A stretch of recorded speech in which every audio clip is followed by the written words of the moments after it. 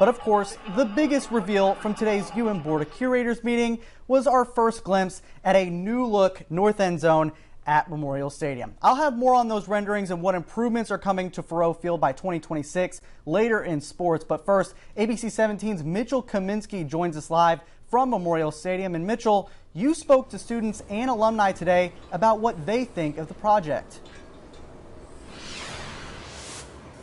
Yeah, Kyle, there was a real sense of excitement from the people I spoke with on campus today, some of which were seeing the renderings for the first time when I talked to them.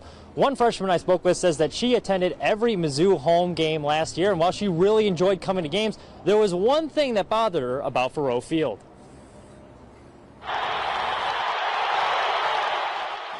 One of my friends, she goes to OU, and she talked about her stadium, and it's like ginormous. It's like an NFL stadium basically. So I was like, dang, Mizzou's is pretty small for being an SEC school. And I heard some people say that it's like a high school stadium. Last season, Mizzou led the SEC in attendance growth for the second consecutive year.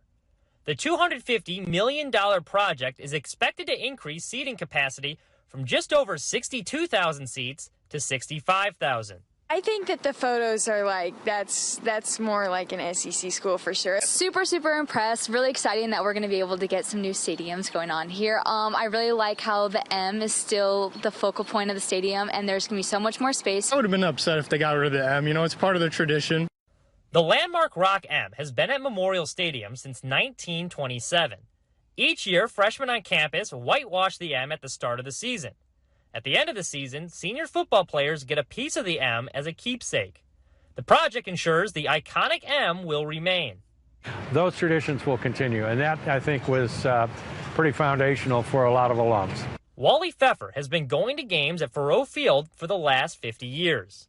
Back in 1973, when I was a freshman at Mizzou, and we all wore ties and jackets and snuck in a little flask if we could and have a Coke and a bourbon. While some have argued that the money could have been better spent, Pfeffer says that sports are a great magnet to draw people to the community. But there are a lot of donors out there that want to see this improved, see our competitive position remain strong within the premier conference in the country, and this is the step we have to take.